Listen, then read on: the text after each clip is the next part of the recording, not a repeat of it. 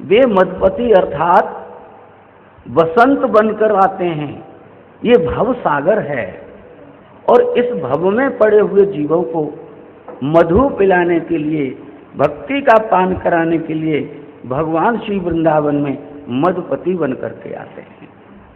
इन मधु का ऋचाओं और उपनिषदों में आप देखेंगे बड़ा सुंदर इनका उल्लेख वेदों की ऋचाओं में किया गया है और उपनिषदों में किया गया है। अनेक सा इसके संकेत प्राप्त होते हैं वेदों में और उपनिषदों में इसके। ये बड़ी मैं तत्व की बात आप लोगों को बता रहा हूँ।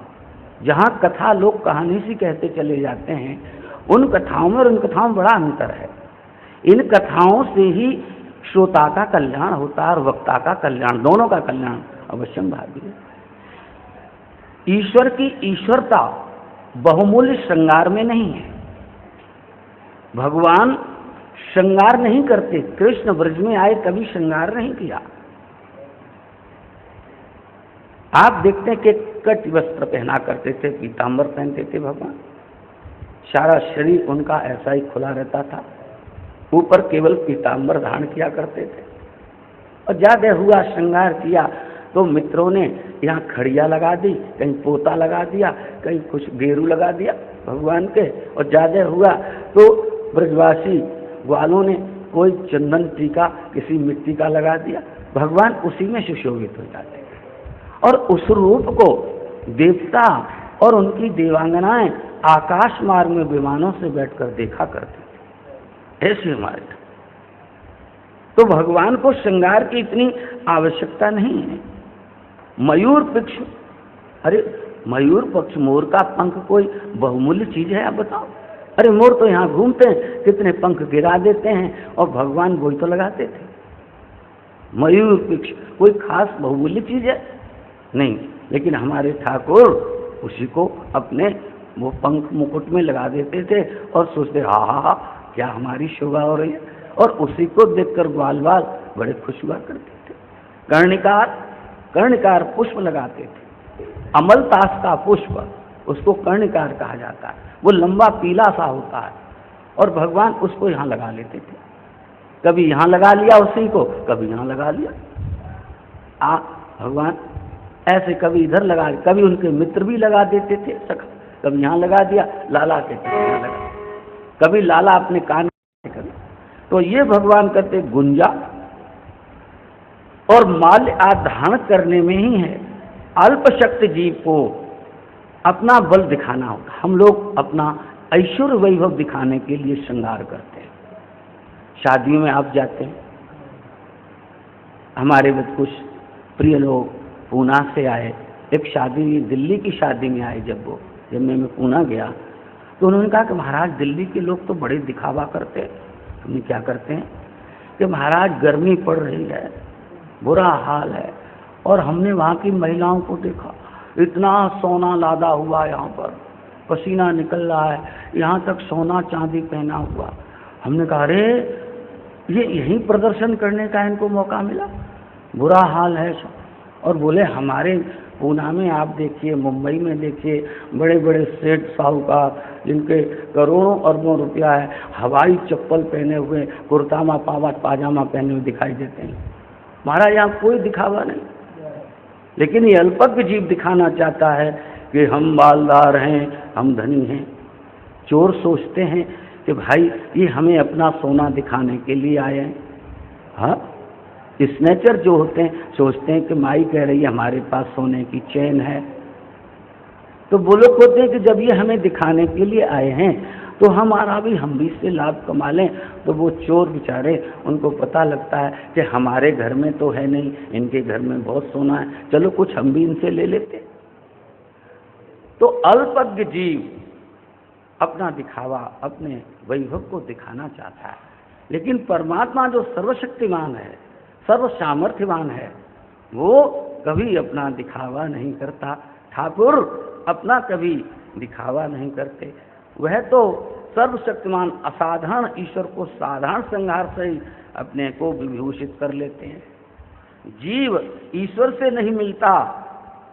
देखो, जीव ईश्वर से नहीं मिलता, लेकिन ईश्वर ही जीव से आकर मिल जाता है कि चलो तालियां बजा लो, कोई बुरी बात। जय जय श्री राधे श्याम। तो इस प्रकार से वृंदावन का चुनाव किया गया। सब गोकुलवासियों ने कहा कि चलो वृंदावन चलते हैं।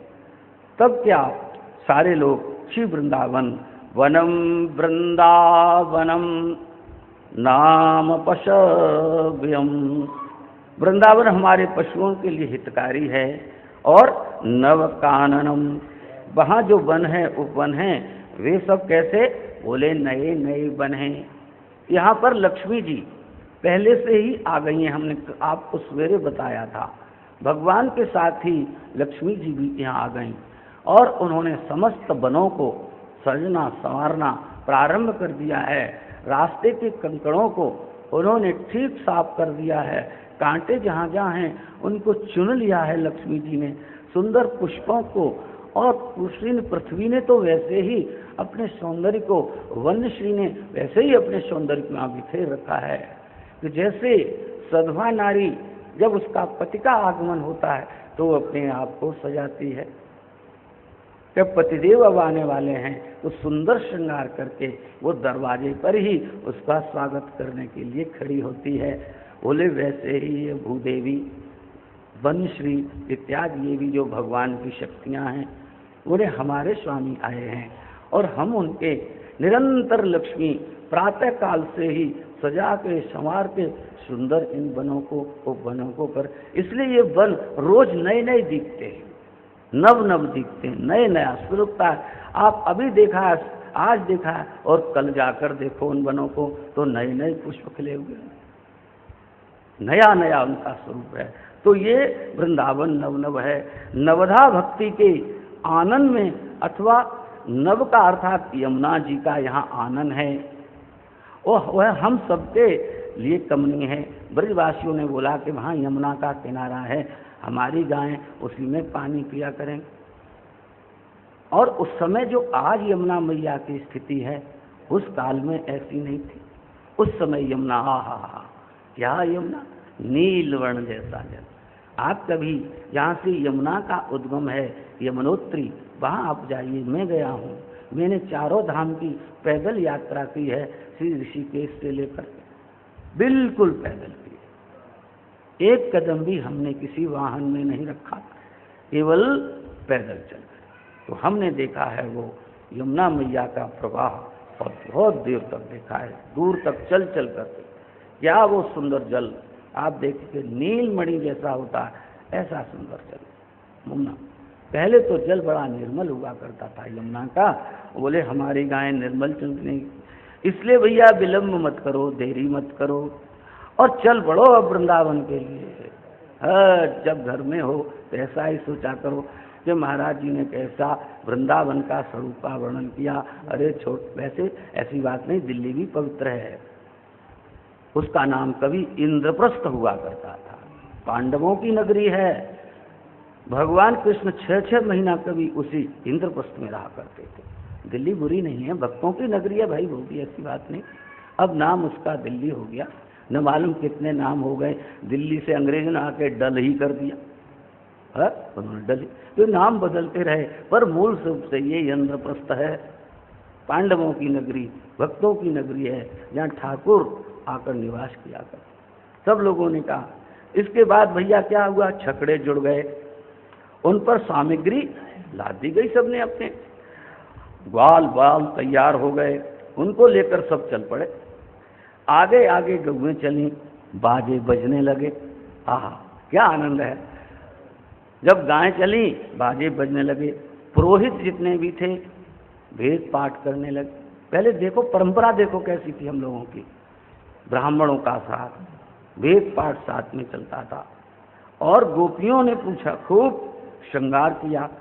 यशोदा और रोहिणी अपने अपने बलराम कृष्ण के साथ एक सकट पर बैठ गई, दोनों एक छकड़े पर बैठ गई दोनों। रोहिणी और यशोदा दोनों ने अपने अपने बालकों को गोद में ले लिया। मार्ग में जब बलराम और कृष्ण अपनी तोतली बोली से आपस में दोनों बातें करते और जब इधर उधर झांक कर देखते, सुंदर पुष्प देखते, कहीं से हिरन निकल गया, कहीं से और कुछ निकल गया, तो देखो देखो देखो ये जा रहा है। जब तोतली बातों से वो दोनों बालक बातें करते तो उसको सुनकर माताएं बड़ी आनंदित होती। सब लोग यथा समय वृंदावन पहुंच गए और उन्होंने वहां अपनी बस्ती बना ली। अब बस्ती का स्वरूप देख लो। वृंदावन से गोवर्धन, गोवर्धन से बरसाने और बरसाने से नंदगांव तक ये जो बस्ती बसाई गई, आप इसको ध्यान से देखें, ये अर्धचंद्राकार है इसका स्वरूप। भौगोलिक दृष्टि से इसका नक्शा देखेंगे आप तो ये अर्धचंद्राकार है, जैसे आधा चंद्रमा होता है, इस प्रकार की ये बस्ती बसी। वृंदावन, गोवर्धन और यमुना पुलन को देखकर श्री कृष्ण के हृदय उत्तम आनंद, उत्तम प्रीति का हृदय हुआ। ये एक ऐसा प्रसंग है जो विशेष ध्यान देने योग्य है। एक घर के एक बालक के लिए, जो मैंने पहले बताया कि सारे गांव के लोगों ने अपने अपने पुराने घर द्वारों को छोड़ दिया, केवल भगवान कृष्ण की छोड़े। थोड़े दिनों के बाद राम और कृष्ण बड़े हो गए, इतने योग्य हो गए कि वह दूसरे ग्वाल वालों के साथ बोले, बाबा अब हम लोग गाय चराएंगे। एक दिन कृष्ण और बलराम नंद बाबा से बोले, बाबा पहले तो यशोदा मैया से बोले, मैया अब हम भी गैया चराया करेंगे, अब हम बड़े बड़े हो गए। मैया ने कहा, अब लाला हम कहाँ जाने इन बातों को, तुम जाओ अपने बाबा से पूछो, जैसे बाबा कहें तुम्हारे वैसा करो। दोनों आए, बाबा बाबा, बोले हाँ लाला क्या बात है, बोलो। अरे बाबा देखो हमारे साथी अपनी अपनी गैया चराए हुए जायो करें, हम भी अपनी गैया चराएंगे। उन्होंने कही, लाला अभी तो तुम बहुत छोटे हो।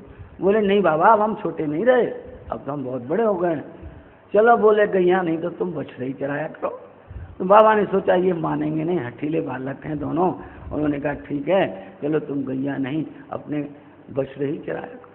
तो तब से कहते हैं गोपाष्टमी जो आप लोग मनाते हैं, तो गाय चरानों की सम्मति जब नंद बाबा ने दे दी, यशोदा से कहा रहे भैया ये मानेंगे तो नहीं छोड़ा, हमने कही चलो भाई तुम गाय बछड़े चराओ।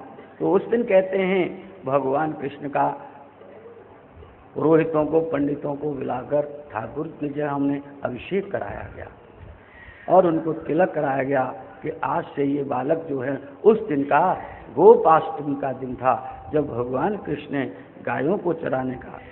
एक दिन जब वो यमुना तट पर बछड़ों को चरा रहे थे, तब एक असुर आक्रमण करने के लिए बछड़े का रूप बना करके वहां पर आया और इसके प्रकार उसने सोचा कि कृष्ण का, बलराम का बछड़ों में बहुत प्रेम है, ये बछड़ों से बहुत प्रेम करते हैं, अगर मैं बछड़ा का स्वरूप बना करके जाऊंगा तो ये मुझ में लीन हो जाएंगे और मैं तब इन दोनों का वध कर दूंगा। ऐसा सोचकर वह एक दैत्य आया दत्सासुर करके और उसने बछड़े का रूप बना लिया और बड़ा मलूक उसने स्वरूप बनाया अपना। कृष्ण और बलराम ने देखा ये भाई हमारा बछड़ा तो है नहीं, देखो अपनी गाय भले ही 1000 हों आपकी, लेकिन ये मालूम होगा कि हमारी गाय कौन है। हमारे भक्त बोला करते हैं आश्रम के, महाराज हम तो कभी कभी आश्चर्य करते हैं बोले आप पर कि जितने भी आश्रम में लोग आते हैं आप सबका नाम जानते हैं, बच्चों तक का नाम जानते हैं, और इतने लोग आते हैं हमको आश्चर्य होता है। अरे भैया हमने कहा कि ये कृष्ण से सबसे सीखो, उनके कितनी गायें थी, सब गायों का वो नाम ना, अरे धौरी, अरे धूसर, अरे काली, अरे गौरी, सब बोला। तो ये स्वाभाविक होता है। हमने कहा कि हमारे यहाँ जितने लोग आते हैं वो सब अलग अलग आते हैं और अलग अलग से हमको सबका बोध हो जाता है। तो ये कोई बड़ी बात नहीं है, कोई विस्मय की बात नहीं है। जो लोग निरंतर आपके सामने, चाहे 100 आदमी रोज रहते रहे तो रोज आप उनको देखते हैं, रोज उनका व्यवहार होता है, तो उनके नाम आपको स्वाभाविक याद हो जाए, तो उसमें विस्मय की और आश्चर्य की कोई बात नहीं है भैया। तो इस प्रकार से जो उन्हें पहुंचाना, ये हमारा बछड़ा नहीं है। कृष्ण ने देखा हो ये हमारे मामा जी का भेजा हुआ है, तो उन्होंने आओ देखा न ताओ, और वैसी बात उसकी पीठ पर हाथ फिराते फिराते, जब उन्होंने पीठ पे हाथ रहा उसने अपनी पूंछ घुमाई और दोनों पैर पकड़ लिए भगवान और एकदम पकड़ उठा वैसे घुमाया, धड़ाम से मार दिया।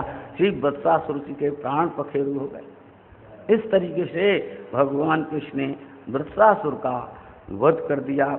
इस प्रकार से उसके कहते हैं ग्वाल वालों को बड़ा आनंद आया और ये बात उन्होंने वहाँ पर जाकर अपने घर में आकर के कही। अरे भैया आज तो बड़ो हमारे कृष्ण ने बड़ो सुंदर कार्य कियो। बोले कहा कियो? बड़े बहादुरी को कार्य कियो। बोले कहा कियो कि भैया एक कंस को भेजो, हो दैत्य आयो बछड़ा बन के हमारे उनके बछड़ों में। बस कृष्ण ने दोनों आके पीछे के पैर पकड़े भैया और घुमाए के ऐसो मारो के बाकी प्राणी निकल गए। माताओं ने बड़ा खुशी मनाया, देखो ऐसा को लाला बड़ो वीर है बहादुर। जय जय श्री राम। अब ये ऐसी बाल कथाएं चलेंगी भैया जो हम तुम्हें सुना रहे हैं। उसके बाद में ठाकुर जी ने बकासुर का वध कर दिया। बकासुर और ये पूतना और अघासुर, अघासुर बकासुर भाई भाई थे और पूतना इनकी बहन थी। बकासुर आया बगले का स्वरूप धारण करके। देखो बगला जब बैठता है मछली पकड़ने के लिए तो ऐसे बैठता है जहाँ बड़ा ध्यानी है, बड़ा तपस्वी है और ऐसा ध्यान लगाता है कि जैसे ही मछली उसके नीचे खट से पकड़ लेता है उसको। ऐसे ही बकासुर ने ध्यान लगाया। बड़ा विशाल बकासुर था और जहाँ बाल कृष्ण वहाँ सरोवर में आ गया। वो आकर सरोवर को बच्चों से प्रेम होता है, उछल कूद करते हैं और जैसे ही भगवान कृष्ण उस सरोवर की तरफ आए बकासुर ने अपनी चोंच से उनको पकड़ लिया। बकासुर का भी भगवान ने वध कर दिया। उसकी दोनों चोंचों को ऐसे इधर का उधर ऐसे चीड़ करके फाड़ करके फेंक दिया। उसके बाद आया जब बकासुर का वध हो गया तो अघासुर को बड़ा क्रोध आया। इसने मेरी बहन को भी मार दिया और मेरे भाई को भी मार दिया। अब मैं बदला लूंगा अपनी बहन का और भाई का। अघासुर, अघ कहते हैं पापों को, अघ कहते हैं पापों को। और वो पाप अघासुर बड़ा पाप था, पर्वत के समान। उसने अजगर का स्वरूप बना लिया। काय का स्वरूप बनाया? अजगर का स्वरूप बना लिया। और देखा उसने कि ये बाल गोपाल किस रास्ते से आते जाते हैं, गाय चराते हैं। अजगर का स्वरूप बनाकर और इतना विशाल उसने स्वरूप बनाया कि उसने अपना नीचे का होठ पृथ्वी से लगा लिया और ऊपर का होठ आकाश से लगा लिया। इतना विशाल, और जो उसकी जिह्वा थी लाल लाल, वो गुफा की तरह दिखती। इतने में भगवान कृष्ण बाल ग्वाल अपने साथियों के साथ निकले। भगवान कृष्ण गाय चराने के लिए, बछड़ों को चराने के लिए आए। उससे पहले ग्वाल बाल सब तैयार होकर यशोदा के द्वार पर खड़े हो जाते थे और कृष्ण का और बलराम का इंतजार करते थे कि आओ कन्हैया, जल्दी आओ भैया, हम तो तैयार होकर के आ गए। और वहीं से सब तैयार होकर, और अघासुर ने ऐसी सांस साध ली कि पता ही नहीं। ग्वाल बाल बड़े मस्त होते थे, कृष्ण उनके ऐसे साथी थे बलराम जैसे, वो निश्चिंत रहा करते थे। जब आए उन्होंने देखा, अरे उन्होंने दूर से देखा, अरे देखो कन्हैया लालाओ जी, कहा है भैया, हमने तो आज पहली बार देखो जी। तो बोले हाँ, हमने भी आप पहली बार। हाँ। ग्वाल बाल उसके समीप आ गए और देखा वो जीव उसमें लाल लाल। अरे भैया देखो तो ये तो गुफा है कोई बहुत बड़ी। बोले हाँ, लगे तो गुफा भैया। एक ने उस पर कुछ थोड़ा सा पैर रखा, हो ये तो बड़ी गुलगुली है। तो एक बोलो, अरे तू ना जाने कि जहाँ में कोई साधु महात्मा भजन किया करें बैठ बैठ के। तो देखा वो अंदर चले, एक चला, दूसरा चला, तीसरा चला। भगवान कृष्ण सोचने, अरे ये ग्वाल बाल हमारे मित्र बड़े सीधे साधे हैं, ये नहीं जानते ये हमारे मामा का भेजा हुआ ये अघासुर है यहाँ पर।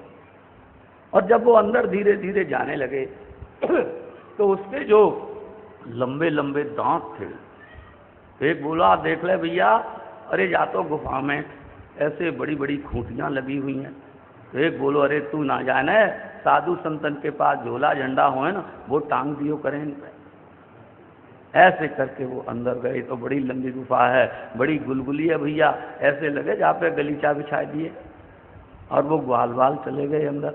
भगवान ने कहा अब वो अघासुर ये इंतजार करे कि जब तक ये बालक अंदर नहीं आएगा तब तक मैं मुंह अपना बंद नहीं करूंगा। और भगवान ने सोचा अगर मैं नहीं जाऊंगा तब तक तो हमारे मित्र सब मर जाएंगे। इसकी जहरीली श्वास से भक्तों का रक्षण करने के लिए भगवान ने सोचा कि मुझे अब इसमें जाना ही पड़ेगा, और भगवान जैसे ही आए उसमें, उसने तुरंत गप से ऐसा ही किया। और भगवान ने क्या किया कि अपने शरीर को पुलिस बहुत बड़ा करना शुरू कर दिया। जब बड़ा उसको ऐसे इतना मोटा कर दिया, उसके मुंह के आगे खड़े हो गए, उसकी श्वास रुक गई। जब उसकी श्वास रुक गई तो बड़ा गड़बड़ाया, और भगवान ने ऐसा अपना शरीर मोटा कर दिया कि उसका ये ब्रह्मरंध्र फोड़ करके उसके प्राण बाहर निकल गए और वो मर गया। उस जय जय श्री राधे, बोलिए कृष्ण कन्हैया लाल की जय। ग्वाल वालों को भगवान ने निकाला और अपनी कृपा दृष्टि से उनको देखा। जब कृपा दृष्टि से उनको देखा तो वह भैया वो सब थी। इधर क्या हुआ कि भगवान आए और बोले इसमें चक्कर में पड़कर तब तक बहुत समय हो गया। उन्होंने कहा कि आओ चलो भाई, आज तो बड़े चक्कर में फंस गए, लाओ चलो पहले भोजन कर लो। अब सब ग्वाल वाल अपना छाक लेकर के जाया करते थे, और भगवान कृष्ण मध्यकाल में बैठ करके सब मिलकर सब भोजन किया करते थे। और उसमें सबसे अच्छी बात ये हुआ करती थी कि सब लोग एक दूसरे का भोजन आपस में बांटकर खाया करते थे। भाई तेरी मैया ने क्या बनायो, और वहाँ पर समीक्षा व्याख्याएं भी हुआ करती थी, किसकी मैया कैसा भोजन बनाती है।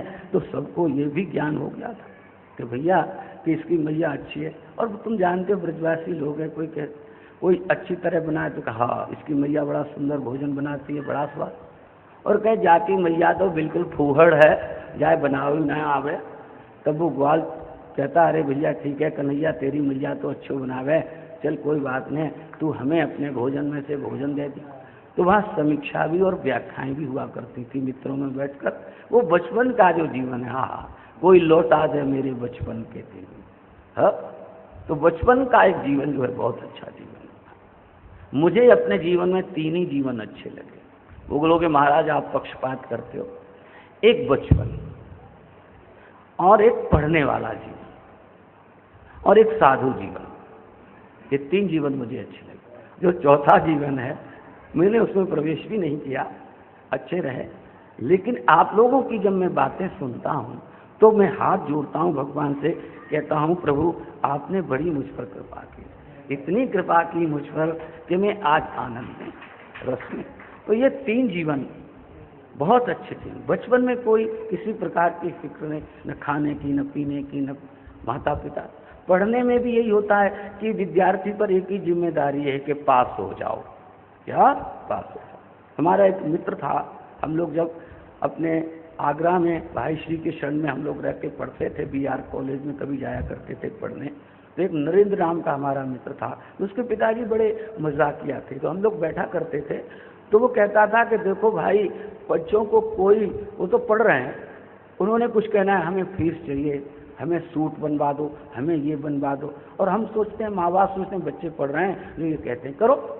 तो बोले महाराज इन्हें तो चिंता एक ही होती है, केवल पढ़ने की, पास हो जाने की, और तो कोई चिंता, बाकी सब कहते ही रहते। और फेल हो गए तो आके केवल इन्होंने टकासी जीबी तो हलानी है कि हम फेल हो।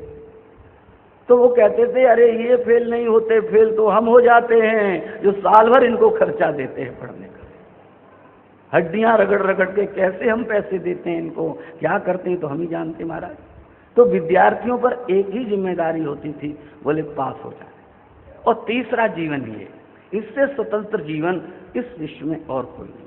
इसमें साधु बन भी सकता है और बिगड़ भी, क्यों इसमें कोई कहने वाला ही नहीं कुछ।